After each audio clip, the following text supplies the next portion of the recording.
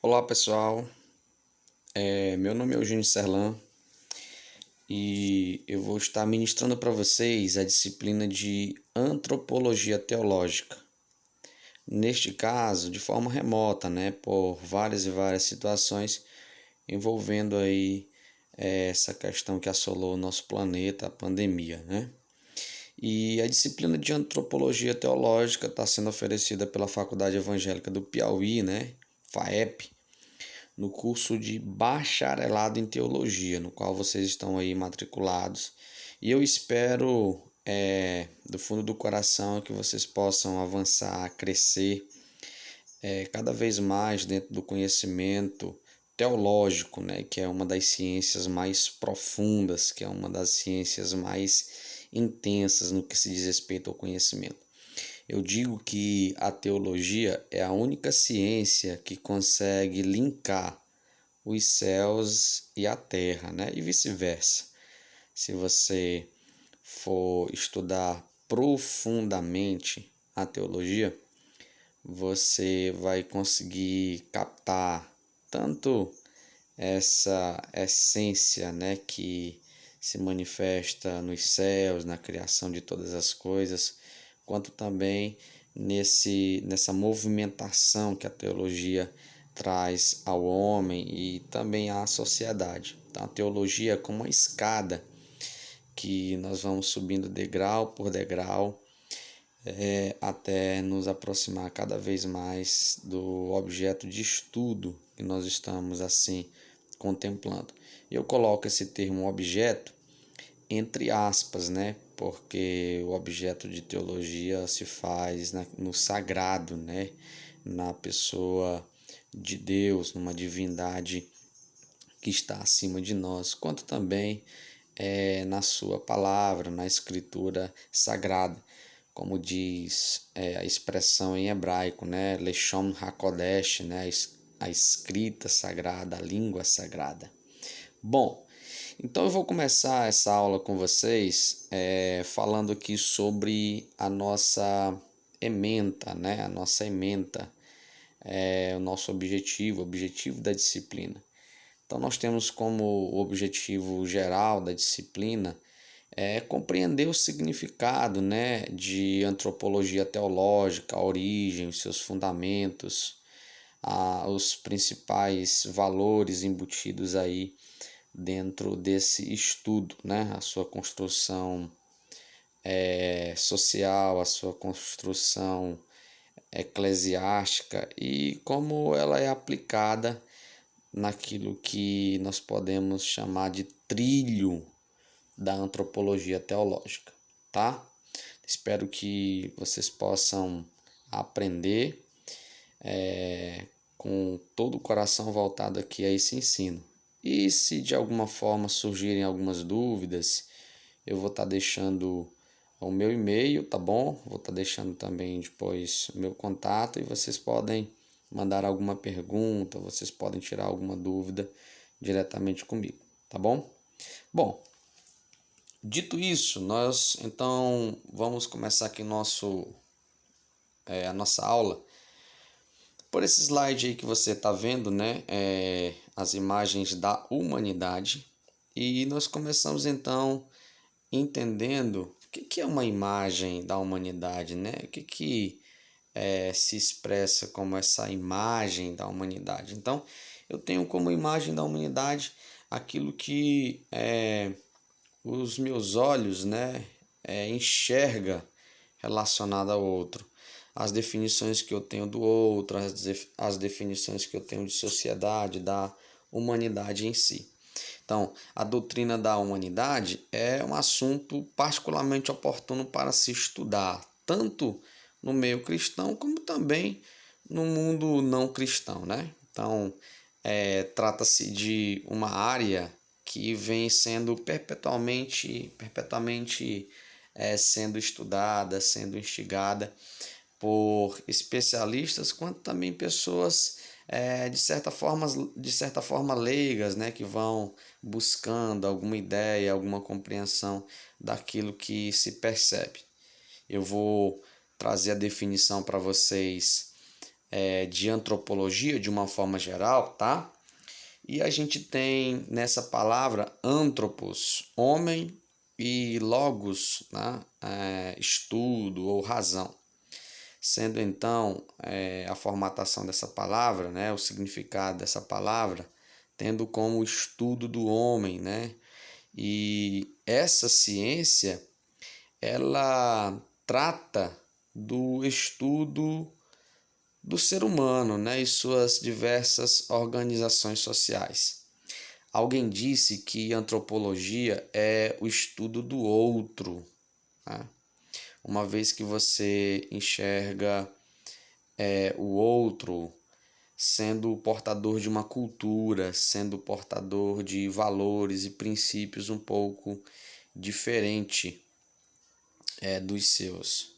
Se você for buscar a origem da antropologia, ela vai surgir com as grandes navegações, né?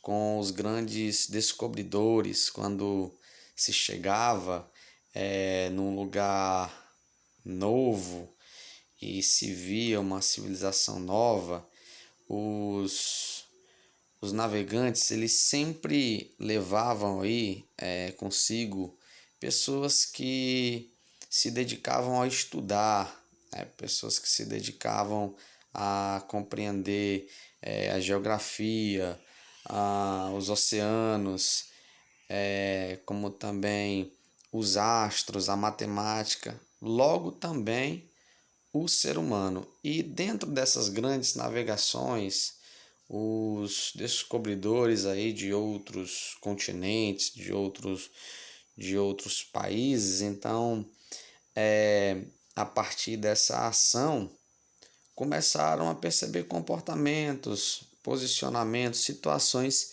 diferentes. E a antropologia surge daí, do estudo do outro, né? E o outro é aquele que tem uma cultura diferente, tá? O outro, nesse caso, não é literalmente um vizinho, não é um amigo. O outro aqui está relacionado àquele que tem uma cultura diferente, que é portador de valores ou princípios diferenciados.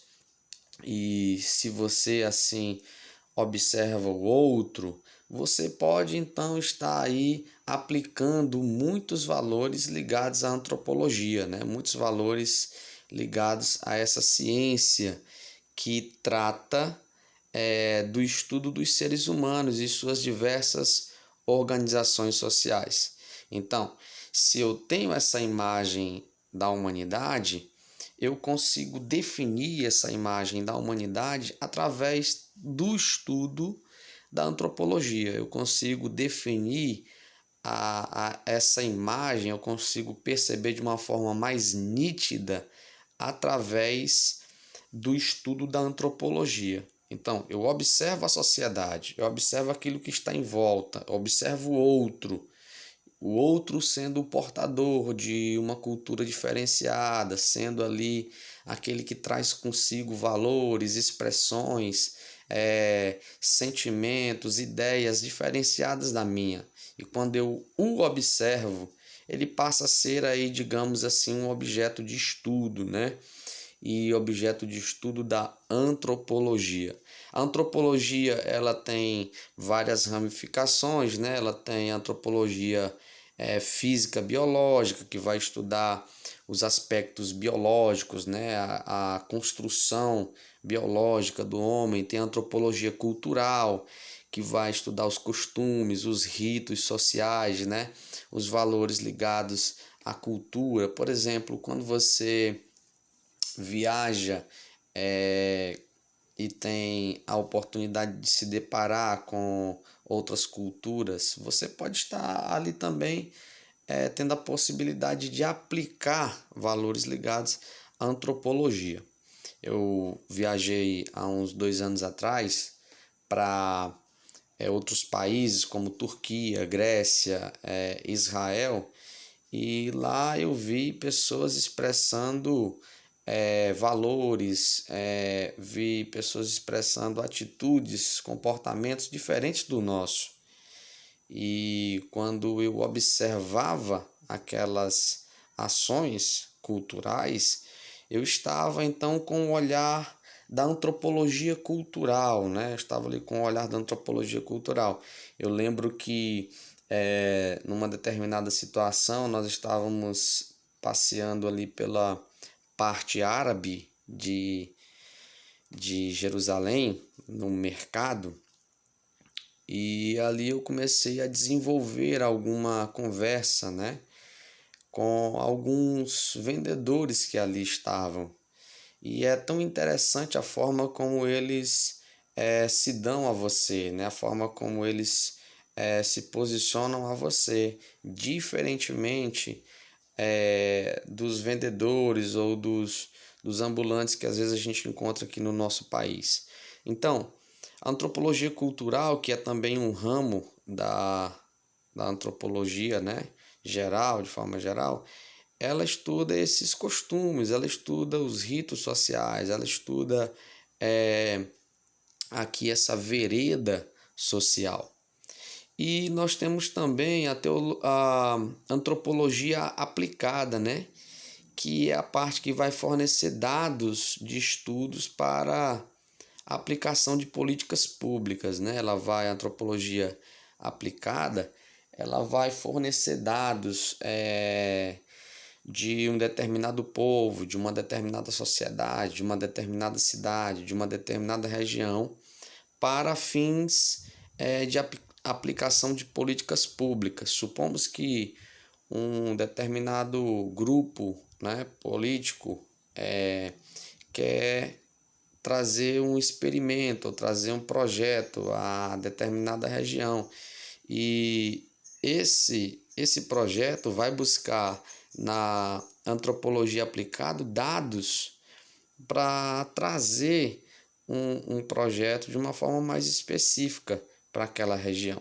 Então, eu tenho antropologia física biológica, eu tenho antropologia cultural, eu tenho antropologia aplicada e eu tenho também antropologia teológica.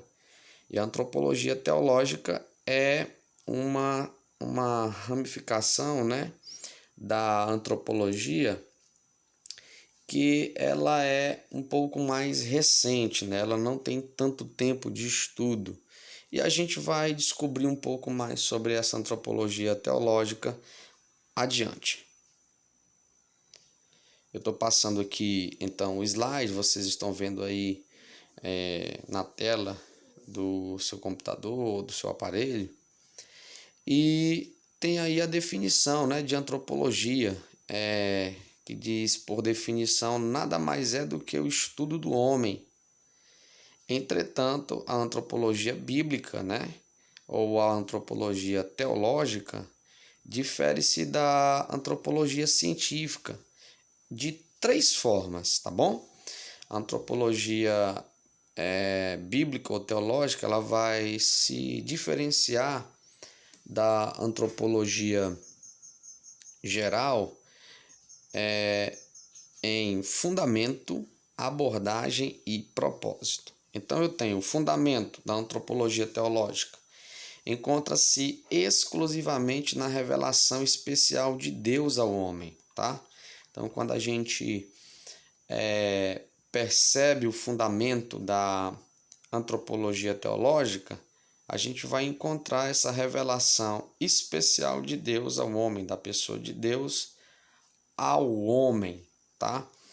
A gente percebe então que fundamento é uma base, né? Fundamento é uma base. Quando a gente diz fundamento, a gente está se referindo à base de um estudo. Então, fundamento da antropologia teológica é a revelação de Deus, né? A revelação especial de Deus ao homem. E a gente vai buscar essa revelação onde? Professor, onde eu encontro essa revelação? Onde eu consigo observar essa revelação? Você consegue observar essa revelação através da Bíblia, né? Através da Escritura Sagrada, que é, no caso, o manual de fé e prática da antropologia teológica. Se você vai buscar essa revelação especial, você vai diretamente na fonte, tá? Eu lembro que Agostinho, ele trouxe alguns pontos sobre a revelação de Deus, né? A forma como Deus se revela ao homem, e Deus, no seu estudo, se revela ao homem através do universo, através da natureza, através do próprio homem, através dos tempos, através da Bíblia Sagrada, né? Que é um dos pontos que ele diz que Deus se revela ao homem. Por exemplo, quando você olha para a natureza é uma das formas de manifestar essa revelação especial de Deus, né? Você olha para a natureza e você percebe aqui tem a mão do Criador, aqui tem o pincel, o lápis, né, do Criador, de certa forma. Então, a antropologia teológica vai buscar essa revelação especial.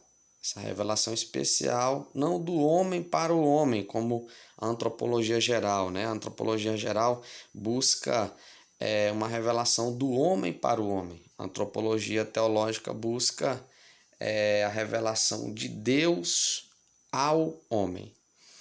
Quanto à abordagem, né, que é o segundo ponto que difere antropologia geral e antropologia teológica, a abordagem é feita a partir da visão bíblica do homem e não como propõe a antropologia científica, né, do homem pelo homem. Olha só, então aqui a gente percebe a grande diferença, né, quanto à abordagem, quanto aqui ao estudo, quanto aqui à linha de pesquisa, quanto aqui ao trilho de aprendizagem. A antropologia bíblica, ela tem uma visão feita a partir de Deus, né, para o homem, e não como propõe a antropologia científica, que é do homem pelo homem. E o propósito? O propósito dessa disciplina, o propósito da antropologia teológica é demonstrar a postura privilegiada do homem em relação às demais criaturas, né? Então, você vai ver a posição, a postura privilegiada do homem em relação à criação de Deus. Se você for verificar no Gênesis, né, no livro do Gênesis, você vai perceber essa ação de Deus relacionada aí ao homem, né, relacionada aí à pessoa do homem que ele criou, e que ele já traz na sua manifestação aí, ele já traz essa ação, né? A Bíblia diz lá: façamos o homem a nossa imagem e semelhança. Então, traz consigo essa expressividade. Então, o propósito é de demonstrar a postura privilegiada do homem em relação às demais criaturas. A gente avança aqui no slide propondo a tarefa de definir o homem, né? A tarefa de definir a pessoa do homem. A antropologia científica, a antropologia geral, ela comumente busca uma resposta para uma indagação que perpassa as gerações, né? Onde todas as culturas buscam essa resposta, né? Há sempre uma indagação a ser feita, que é também uma indagação que eu faço a você aqui nessa aula. Quem é o homem, tá? Quem é o homem? Do que ele é formado? Nós podemos, assim, trazer essa indagação, este questionamento. Você que está aqui conectado a essa aula, como responderia essa pergunta? Quem é o homem? De que forma o homem é estruturado? E aí você vai ver a antropologia científica, a antropologia geral, buscando uma resposta para essa indagação. E aí aqui a gente tem no slide, né, essas quatro abordagens que buscam definir, né, o homem, a sua natureza ou a sua essência. A gente tem a abordagem filosófica, a gente tem a abordagem biológica, a gente tem a abordagem psicossociológica, né? E a gente tem a abordagem antropológica. Se você for buscar lá na apostila, você vai perceber na apostila que a ciência do homem, né, a antropologia, ela vai buscar responder também essa pergunta, como a filosofia, como a sociologia, que são as ciências sociais, né? Filosofia, sociologia e antropologia. Se alguém pergunta quais são as ciências sociais, você vai, obviamente, ter a noção: antropologia, filosofia, sociologia. E se você busca através do olhar da sociologia quem é o homem, você vai ter uma resposta. Se você busca através do olhar da filosofia, você também vai ter uma resposta. Se você busca sob o prisma da antropologia, você vai também alcançar uma resposta a essa indagação. E aqui na página de número 3 da nossa apostila tem uma pergunta: quem é o homem? E a gente então se depara com o texto bíblico que diz assim: quem é o homem para que faças caso dele, para que te ocupes dele, para que o inspecione cada manhã e o examine a cada momento? Então, essa expressão é a expressão de Jó, o filósofo Jó, né? O sociólogo Jó, o teólogo Jó, que se dirige a Deus para perguntar quem é o homem, né? Quem é o homem? A indagação de Jó ao próprio Deus, que vai então se posicionar, responder ali o filósofo, ali responder o teólogo Jó, que passa por uma experiência tão profunda de várias e várias situações e situações caóticas, né, que ele vive, tem a casa destruída, tem ali os seus filhos mortos, perde toda a sua as suas finanças e numa situação ali de muita dificuldade, né, de muita desgraça, vou colocar aqui essa palavra entre aspas, tá? O Jó vai tentar alcançar essas respostas de Deus. Mas como diz a própria Escritura, né? Ele se manteve ali fiel ao Senhor, ele se manteve ali fiel no seu posicionamento em relação a Deus. Então, ele traz essa expressão: quem é o homem? E essa pergunta, ela brota da antropologia teológica, ela tem a raiz na teologia. Como também nós temos uma expressão que diz: o homem é a medida de todas as coisas, né? O homem é a medida de todas as coisas.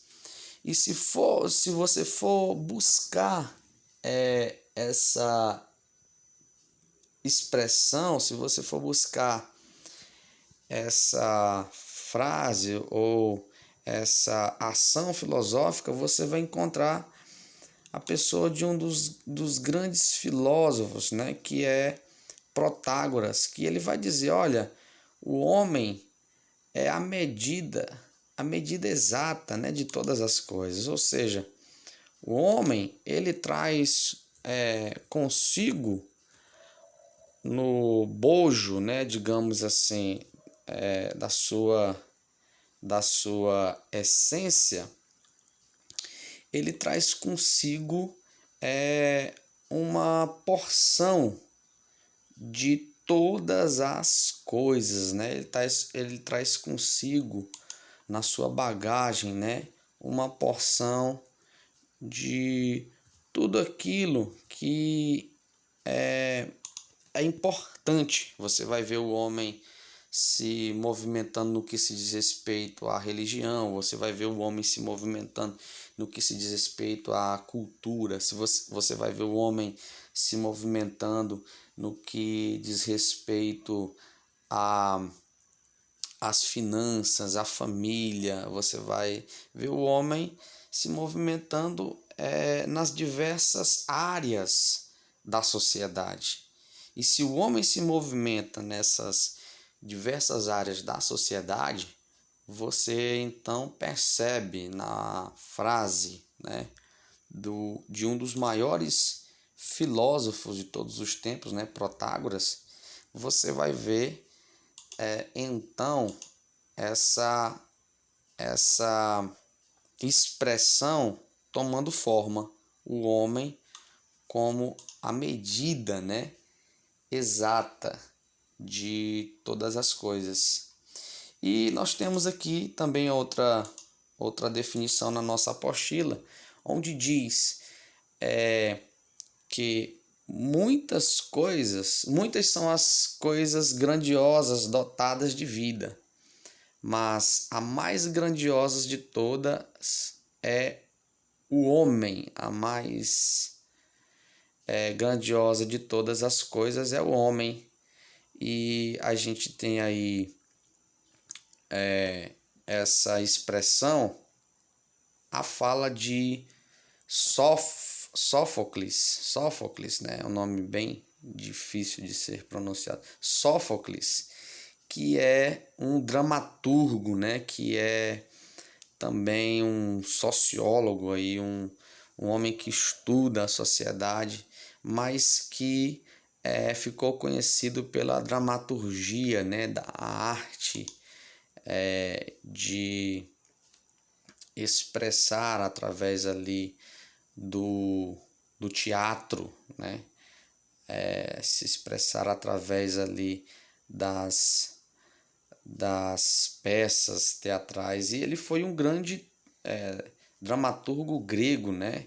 E ele atua aí entre os anos de 497 a 406, né, antes de Cristo, tá?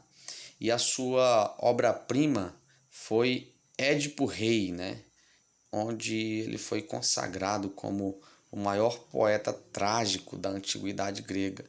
Então, o Sófocles, ele traz essa expressão que mexe também com as bases, né, com os fundamentos da antropologia teológica, quando ele diz, né, muitas são as grandiosas coisas, né, dotadas de vida, mas a mais grandiosa de todas é o homem. Isso tem um quê da abordagem filosófica, isso tem um quê da abordagem biológica, da abordagem psicossociológica, né? Como também aí tem o fundamento da antropologia, né? Da abordagem antropológica. Então eu posso investigar o homem através dessas quatro abordagens, tá? Eu posso investigar o outro como portador de uma cultura, de valores diferentes dos meus, como sendo aí o objeto de estudo da antropologia, através dessas quatro abordagens, tá? Professor, mas onde está então aí a abordagem teológica? A abordagem teológica, no nosso caso aqui, se encontra aqui esmiuçada, se encontra aqui incutida, né, dentro dessa abordagem antropológica. Logo porque a nossa disciplina aqui é antropologia teológica, tá certo? Então, eu posso dizer que no que diz respeito à abordagem filosófica, Aristóteles, né, diz que o homem é um animal racional. Animal é uma categoria próxima na qual se inclui o homem. Racional é a diferença específica. Então, o homem tem essas duas particularidades aí, né? O homem tem a parte animal, né, a parte da criação, e tem também o que diferente, né? Que é a racionalidade, né? A razão, né? O homem consegue pensar, o homem consegue se expressar, o homem consegue manifestar a sua intelectualidade de forma muito diferente de todos os outros animais, de todas as outras particularidades da criação de Deus. Para a filosofia grega, o homem é um ser racional, ou melhor dito, um animal que possui razão, né? E essa definição implica dizer que o homem é uma coisa cuja natureza consiste em poder dizer o que são as outras coisas. Então, o homem é aquele, o único, né, digamos assim, de toda a obra da criação que pode dizer o que são as outras coisas. A gente até lembra de um filme brasileiro, né, que diz Deus é brasileiro, onde o ator ali, um dos personagens principais ali, né, manifesto pela pessoa do Wagner Moura, está a conversar com Deus, né? E no seu diálogo ali, Deus interpretado pelo Antônio Fagundes, ele fala sobre a criação, né? Ele diz: olha, isso aqui foi tudo eu que criei, eu sei tudo isso aqui. E aí o ator, né, lá o personagem diz: mas o nome quem deu foi nós. Ou seja, ele está dizendo que Deus criou as coisas, mas o nome, né, dos animais quem deu foi o próprio homem. E trazendo essa alusão da filosofia, né? O homem sendo aí o único, né? Aquele que é capaz de dizer, de poder dizer o que são as outras coisas. Os gregos também admitem que o homem tenha sido formado, né? Trazendo aí essa essência da teologia.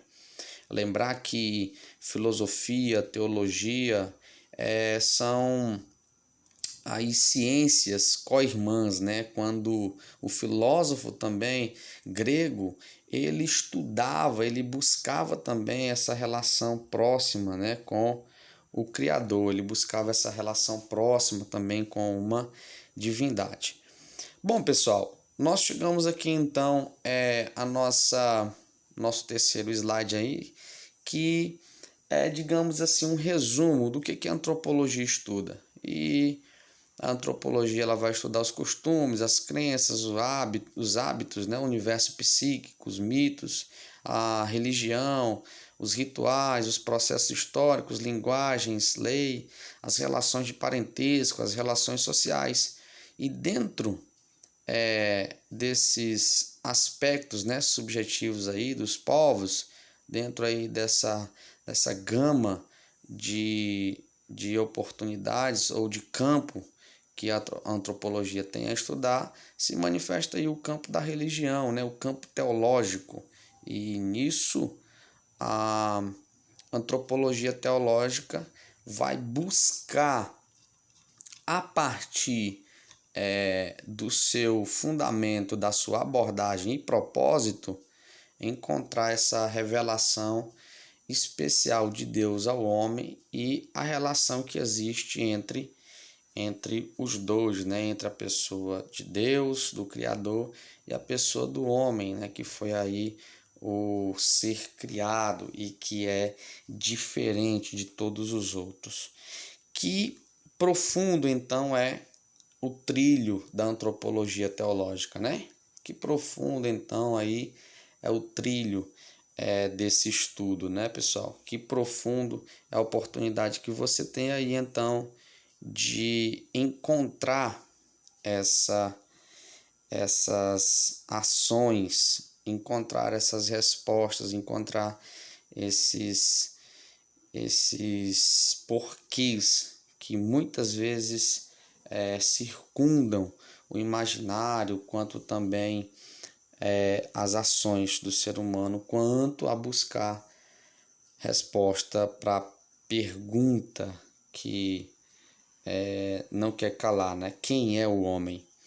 E falando nisso, a gente avança aqui para o nosso próximo slide, que fala sobre a perspectiva cristã da humanidade, né? O que o olhar cristão, o que o olhar teológico define como humanidade, né? E em contraste com a perspectiva cristã da humanidade, que somos criaturas de Deus, né? Então, eu tenho na antropologia teológica esse olhar cristão, que o ser humano, que a humanidade foi criada por Deus e que foi feita à imagem de Deus, né? Foi feita à imagem de Deus. Nossa, se a humanidade então, o ser humano foi feito à imagem de Deus, onde está essa imagem, né? Onde está essa imagem? Alguém disse que nós somos de onde nós viemos, né? Você é de onde você veio, né? Isso caracteriza muito você. Às vezes um piauiense vai para o sul do estado, para o sul do país, melhor dizendo, para o sudeste, sul, e muitas vezes ele é ali taxado, ele é colocado ali um nome, um sobrenome ali para ele, Piauí, né? Por quê? Porque essa expressão dita pela antropologia teológica, ela é muito forte e às vezes ela traz uma personificação daquilo que a gente estuda. Você é de onde você veio. E eu acabei de dar o exemplo aqui para vocês, né? Acabei de dar o exemplo aqui para vocês relacionado a um nordestino que às vezes vai lá para o sul, para o sudeste do Brasil, do nosso país, como também o contrário é verdadeiro, né? Eu tive o privilégio de morar no sul do Piauí há alguns anos atrás, e o sul do Piauí tem muitos gaúchos, né, que vieram ali povoar a serra, plantar ali a soja. E quando a gente se deparava com um gaúcho, muitos dos cidadãos ali daquelas cidades do sul não o chamavam pelo nome próprio, né, mas chamavam de gaúcho, né?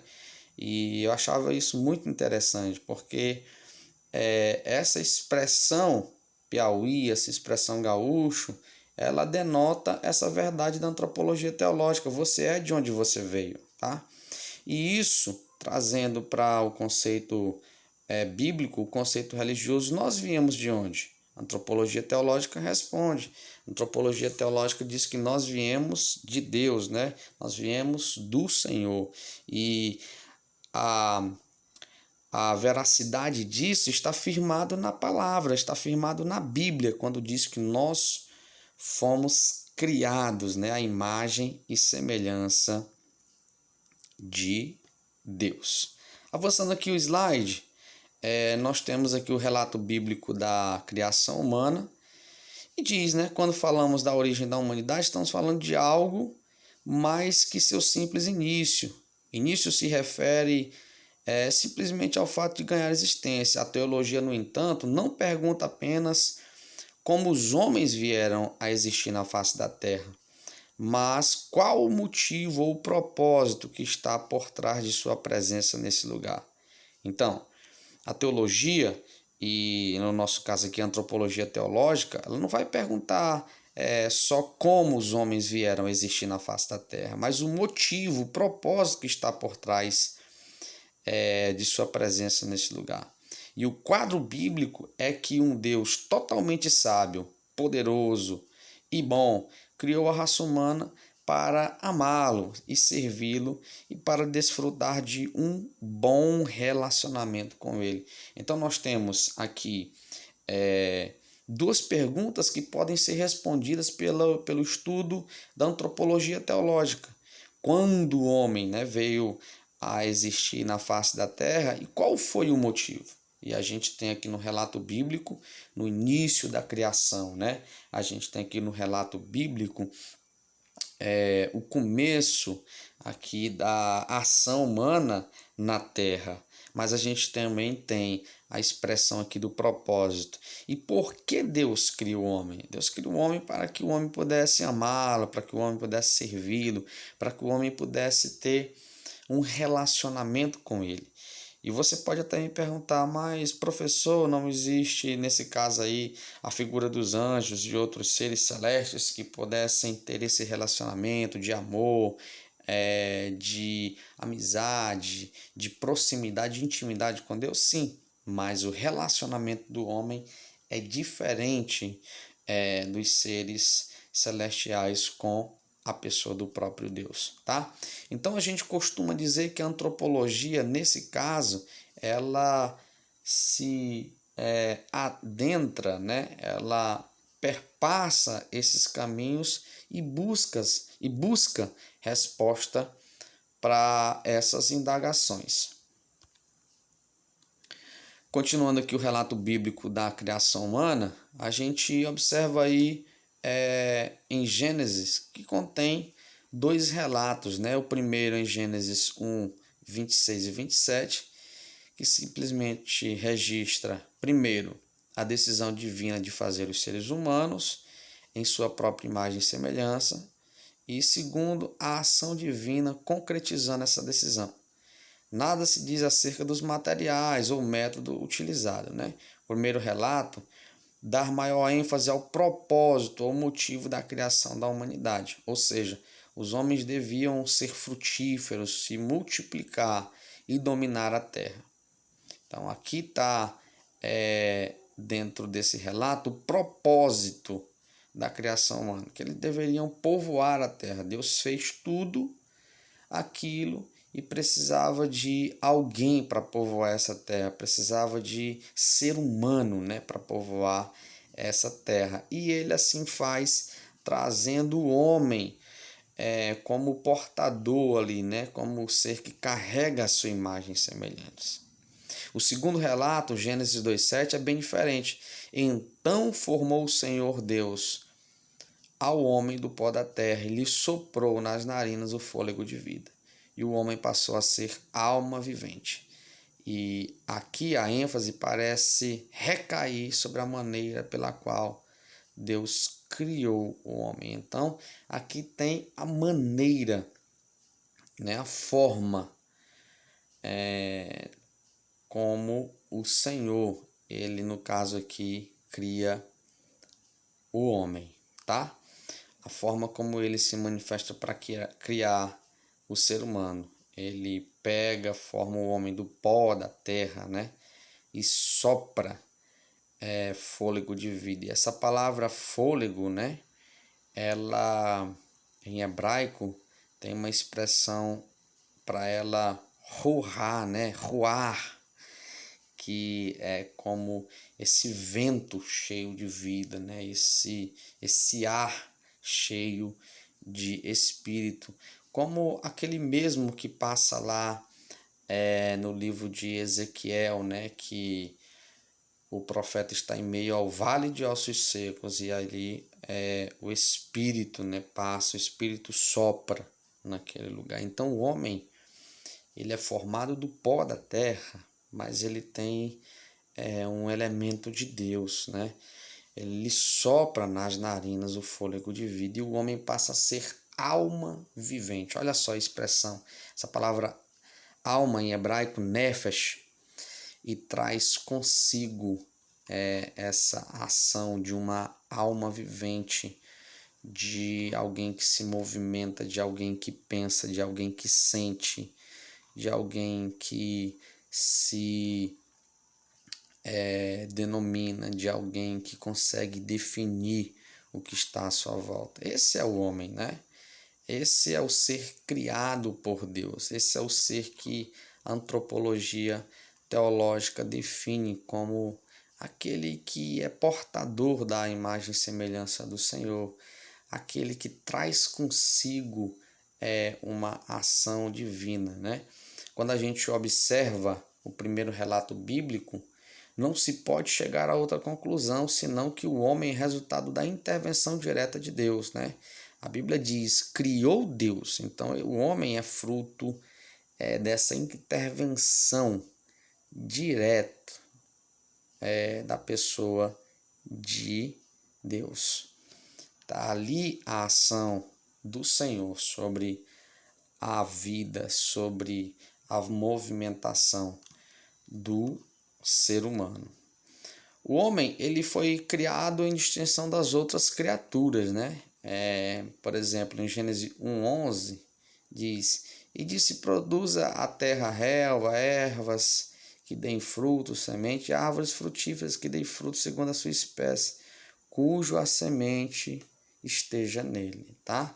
Essa identificação exata de Deus em relação ao reino vegetal inclui até mesmo a condição da semente do fruto das árvores, mas não se encontra aqui nenhuma referência ou semelhança com outros animais ou homem, mas declara que sua reprodução é única e exclusiva segundo a sua espécie. Ou como declara o próximo versículo, conforme a sua espécie, né? Então a gente vê aí a expressividade da natureza, Deus criando a natureza, e quando Deus vai criar o homem, a gente percebe, né, a diferença entre tudo aquilo que foi criado pelo Senhor antes, né, em todos os dias aí da criação. Como também diz em Gênesis 1:25, Deus fez, né, os animais selváticos segundo a sua espécie, e os animais domésticos conforme sua espécie, todo réptil da terra conforme a sua espécie. Mas o homem, ele foi colocado numa posição diferenciada. E aí a gente já observa, né, que o homem, ele foi criado e colocado numa posição diferenciada. Além dele ter imagem e semelhança, ele deveria dominar sobre os peixes do mar, sobre as aves do céu, sobre os animais domésticos, sobre toda a terra e sobre todos os répteis que se manifestavam, que andavam ali na terra. Então a gente percebe essa condição, a gente percebe a diferença da ação de Deus em relação ao ser humano. Ele deveria dominar, e essa palavra dominar no original ela tem uma ideia, né? Ela tem um significado de reinar, né? De estar sob, né? Estar ali comandando tudo. E o homem é justamente esse ser que, de certa forma, traz esse domínio, né? Sobre tudo que está ali à sua volta, tá bom? Mas, professor, uma pergunta que não quer calar. O que é então essa imagem de Deus, né, no homem? O que é essa imagem? E essa palavra imagem de Deus no homem, a gente vai avançar aqui o slide, né, para a gente chegar nessa ação, né, nesse questionamento. O que é essa imagem de Deus no homem? Quando a gente traz à tona essa pergunta, né? De onde vieram os homens? O que é essa essência divina no homem? E a gente encontra a palavra imagodei, né? Que é a imagem de Deus no homem, né? Toda vez que eu vejo essa expressão imagodei, eu vejo então esse significado, eu entendo o significado, que é a imagem de Deus. E aqui no slide a gente tem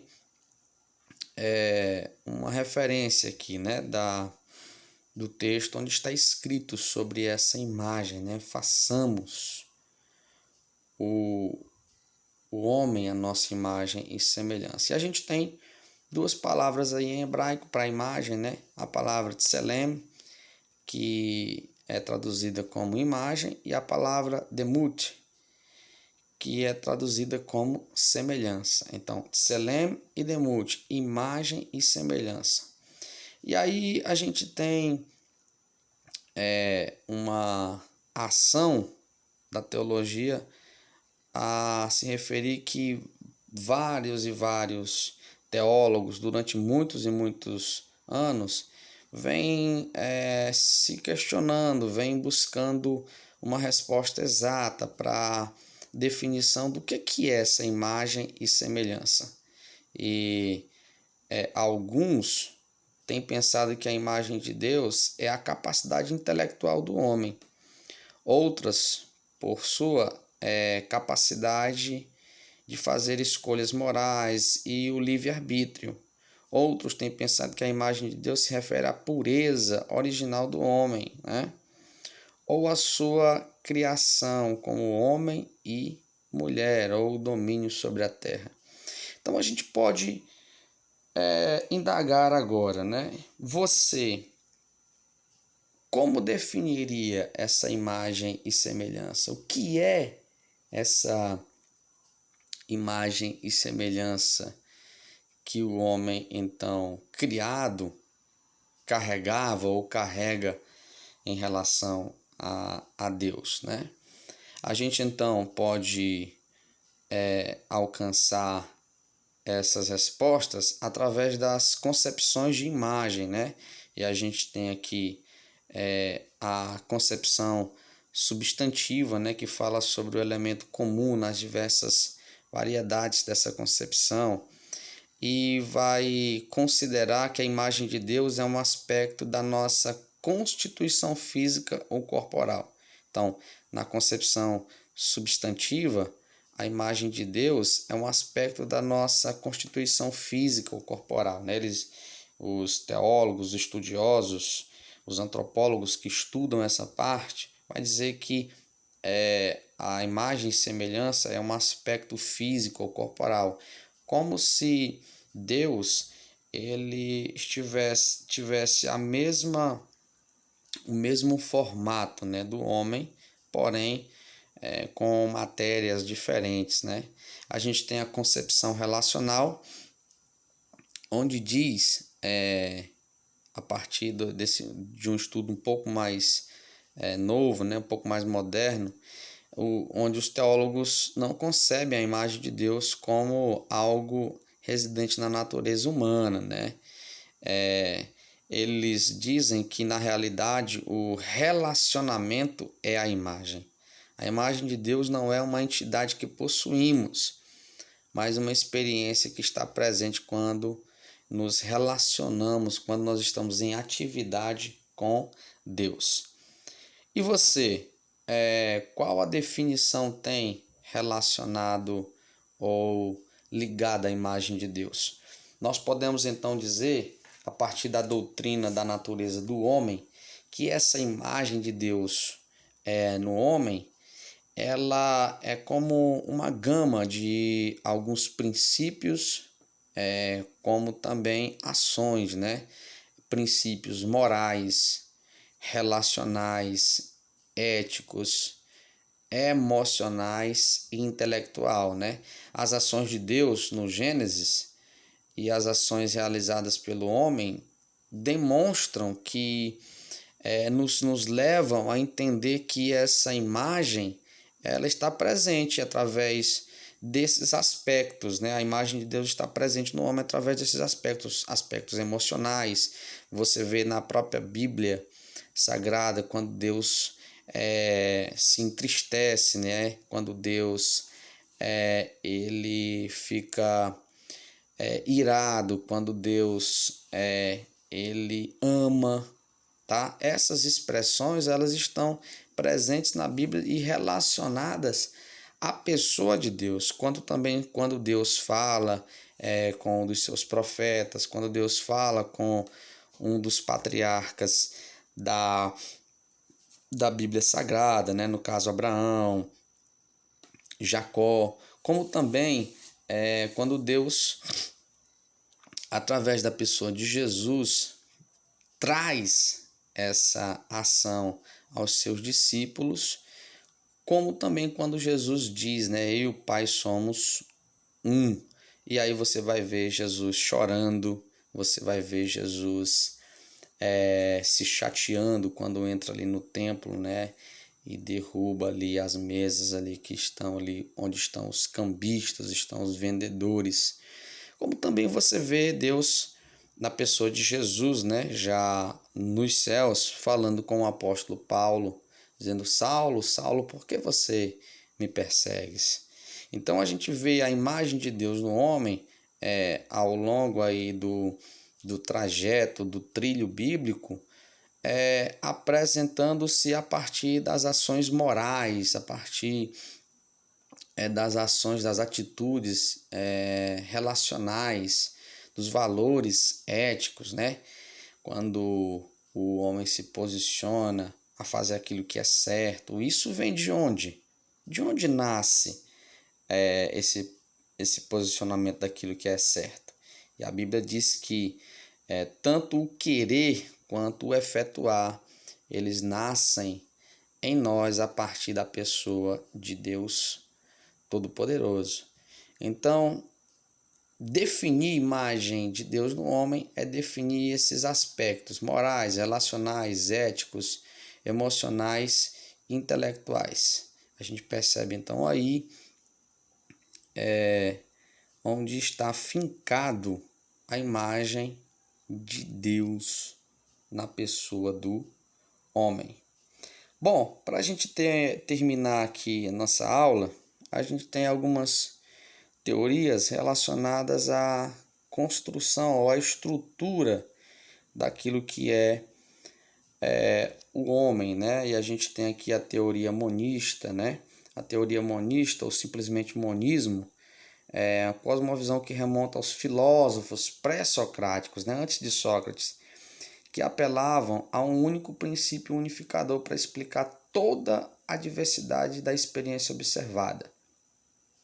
Os monistas teológicos argumentavam que os vários componentes dos seres humanos descritos na Bíblia perfazem uma unidade indivisível e radical, ou seja,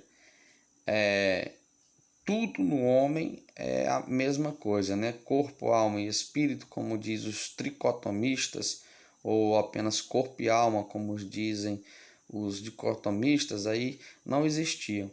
O monismo, no caso, se diz que tudo estava no mesmo conjunto, na mesma estrutura, sendo uma coisa só, né? E não dividida, como dizem a dicotomia ou a tricotomia. Corpo, alma e espírito sendo a mesma coisa, tá? E o monismo era essa reação neo-ortodoxa ao liberalismo, que havia proposto uma ressurreição da alma, mas não do corpo. E o monismo dizia: olha, se vai haver ressurreição, vai haver ressurreição de tudo, tanto da alma, espírito, quanto também corpo. O monismo diz: a estrutura humana é uma só, tá bom? Há também aí o posicionamento dos dicotomistas, né? Que vai dizer que o homem então é movido, o homem é resultado de duas naturezas, né? A corrente mais forte, a teoria dicotômica, é a que considera o homem composto de duas substâncias, a material e a imaterial. Alma e espírito são nessa teoria a mesma coisa. Então, alma e espírito são a mesma coisa, e o outro ponto seria o corpo, né? Então o homem seria o resultado corpo mais alma, tá? Sendo a alma aí no caso nefesh a mesma coisa que o espírito. E eles pegam lá residente de que o homem se fez alma vivente, né? Uma das textos que eles fazem aí a referência. E o tricotomismo, né, que fala que os homens são compostos de três elementos: o corpo físico, né, a natureza física, né, aquilo que nós temos em comum, tá? A segunda parte, a alma, e esse é o elemento psicológico, né, a base da razão, da emoção, das relações sociais. E o terceiro ponto que distingue a humanidade dos animais como sendo esse espírito, né? Nós possuirmos um espírito. E esse espírito, esse elemento religioso, permite aos homens perceber questões espirituais e reagir a estímulos espirituais. Alguém disse que o espírito é o centro das qualidades de um indivíduo, né? É a parte que também se liga diretamente a Deus, né? Que traduz ou que entende essas manifestações divinas, espirituais, sobrenaturais. Então nós temos a teoria monista, dicotomista e a tricotomia, né? Que diz que o monismo diz que o homem é apenas uma coisa só, dicotomia diz que o homem é corpo mais alma e a tricotomia diz que o homem na verdade é corpo, alma e espírito. E você, o que pensa sobre isso? Qual a teoria você segue? Então a gente conclui a nossa disciplina desejando a você que busque uma corrente para se inclinar, que você busque respostas às suas indagações e que você aproveite demais esse estudo que a antropologia teológica oferece a você, tá bom?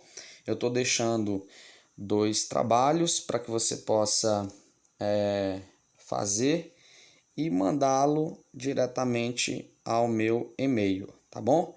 Um forte abraço e que o conhecimento possa diferenciar você como sendo uma pessoa excelente, pois o conhecimento é que difere, é que separa os bons dos excelentes. Um forte abraço, até a próxima oportunidade.